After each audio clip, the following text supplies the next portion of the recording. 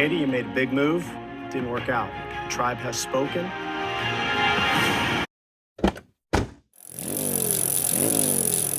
What's up, guys? Danielle here, NutriSupport.net, and today I get to do something that I've wanted to do for months, and that is review my Easy Lift stand from EVT.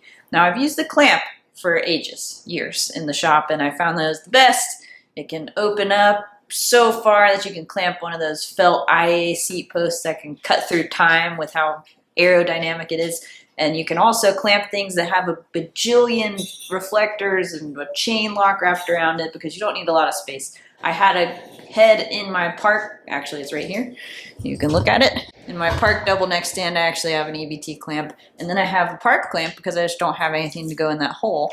So you might as well put a clamp in it. Now, I got this in December. Primarily to lift e-bikes. So I did get the HD version. They make two versions. One is regular, one is HD. The regular one has 18 pounds for the counterweight. So hypothetically, your bike would weigh 18 pounds less as you lift it. The HD is 25-pound counterweight so that you can basically remove 25 pounds. So the way that it works is there's actually this pulley up here. There's a counterweight inside this tube that's sliding up and down. And it's attached here with this cable. Now the cable actually is what is attached to the counterweight. So as you move this up or down, counterweight's sliding inside the tube, thus removing some of the weight from this. There are a lot of cool details that I want to point out. So this is part of the stand hardware as these spring-loaded wrenches. So pretty neat. You can actually just turn it when you need to. All kinds of really nice details. You can see the powder coating, the little EVT engravings. One of the best parts is that this plate is also powder coated because this is my park. You can see how nasty it gets. It was coated with something because it's peeling off, but it gets real rusty and gross and like it is. Whereas the powder coated one stays pretty nice, protects the metal. Kind of neat thing about this pulley up here is that it's free floating so that if you were to rotate the stand, so you can actually rotate this clamp around the tube, and the cord, if you did that, may pull if it didn't move. So the pulley is actually just nesting in the top and it rotates whichever way you put the stand. I found that it doesn't really rotate on its own, so I reach up there and like tap it so that it goes around. But that way you could work to either side of your stand, you can work wherever you want. And that's the cool part. Let's dive in. I've said way too many words so far. Get on with it! The real way to use this stand is to leave this clamp down. Because if you don't leave the clamp down, effectively there's a 25-pound counterweight on nothing or very little. And so if you actually undo this, it's actually kind of tough to get it down. So in my opinion, one of the most important things to remember about these safety-wise is that if there's nothing in the clamp and the latch is open, the clamp will come up.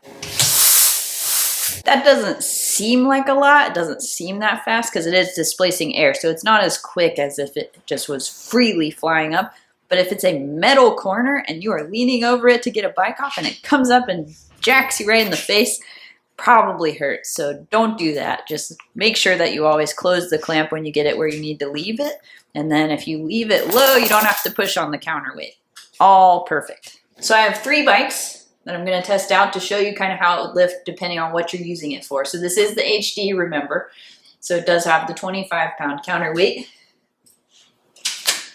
It's going to add negative 25 pounds. The bike, the first bike, is this old school Allay. It's 22 pounds, 2 ounces, so it weighs less than the counterweight. So effectively, this should be like lifting nothing. Let's see what happens.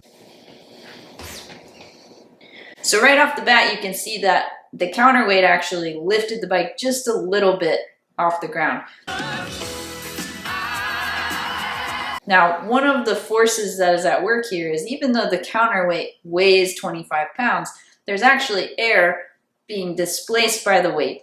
That air is also pushing back, so it's not just gonna fly. I think if I drilled out that drain hole, so that it was huge and the air could move freely, I think that the counterweight would move quick and probably create like a dangerous catastrophe.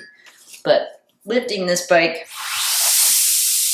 it just takes a little tiny bit of pressure to get it to go up. So one thing about the stand, you can't put the bike back down from right here, at least as far as I've been able to, because effectively the lever, the weight at the end of the lever is pushing down and it is technically rocking that tube. So it's not actually going straight up and down anymore. It's technically at an angle and it's essentially creating a brake for itself. So when you put pressure out here, you aren't moving the tube straight down. You are actually just tilting it more into the tube. Thus, it cannot move. So what you have to do is actually go around to this nub and push the nub down and lock it. Remember, lock it, because if you don't and then you unlock it, you might knock yourself out. So the test that I want to do with this is, this bike's 22 pounds, 2 ounces. I'm trying to quantify exactly how much I'm lifting to make it move, because this is the lightest bike that we're going to test. I'm going to put pressure against the bike just before it would start to move and then step onto the scale. So the counterweight already started. So that says 123. I'm 118.4 on this scale right now. Don't say anything about how tiny I am. So this bike, despite weighing 22 pounds, 2 ounces, and having a 25-pound counterweight in here, it took 4.5 pounds of upward pressure from me to move the bike. So it's a system that definitely has loss in it. So we're gonna explore what happens if we do a different bike. All right, my full suspension mountain bike, 32 pounds, 14 ounces, so just under 33 pounds. Again, steel, full suspension bike. Here's me moving it up, just so that we can prove it. It is pretty easy. I moved it, but I'm gonna put it back down so I can do the weight. 132.8. God, I'm so bad at math. Okay, so 14.4 pounds of pressure to lift the bike. And that shows that we're still losing, let's see, 39. So on this one, we lost 6 pounds to the air, most likely, but also I think to the leverage on the arm. The more weight that's on there, the more it's tilting, so the corner is digging into the actual tube. So when you lift it up, you're reducing the weight of the lever, and then this is more parallel to itself and is able to slide up really easy. All right, the belle of the ball. The reason why I bought this stand was to lift e-bikes. That's why I got the HD version. That's why I really forked out for the money, all of it. So what we've seen so far is that the heavier the bike is, the more leverage, more loss there is in the system. So you're not getting 25 pounds truly lift ever, but you're also getting less of that every time. So with this one, it's still relatively, oh, it's closed. Still easy relative to lifting this bike by itself. So at 51 pounds, 5 ounces, this bike will be putting more pressure and leverage on the actual arm, and also just, we don't ever get a full 25 pounds out of the lift. It's still going to be easier than lifting this bike up on its own, but it starts to get more approachable to where you're actually lifting a decent amount of weight. 150.6. So essentially with this bike, with the e-bike, you're lifting 32.2 pounds on your own. Not that much more loss with this bike over the other bike, over the full suspension bike, but still a 6-7 pound loss over the system because of the leverage on the arm. So really your counterweight, when you're paying for a 25 pound counterweight, you're actually paying for 18 actual pounds. If you bought the 18 pound one, I would assume you would experience a similar loss in the actual effect of lifting. So you would end up with more like a 12-pound counterweight. So any weight of the bike would actually be minus 12 pound, and any weight of bike on here is actually minus like 18. That's not even a real number. 51.5 turning into a 32.2 pound bike is life-changing in terms of you lift up 1 million bikes a day. You lift up maybe 10 to 12 bikes a day, and having that counterweight is very important. So should you get an EVT Easy Lift stand? I don't know. If you are working on bikes that are electrics, things that weigh more than this e-bike, a chain-driven stand giving you more help than 18 pounds would be the way to go, because an 80-pound bike is only going to become a 62-pound bike in this stand potentially, and it might even be heavier because of the leverage causing it to stop. I'd probably only use this stand for pretty high-end e-bikes that weigh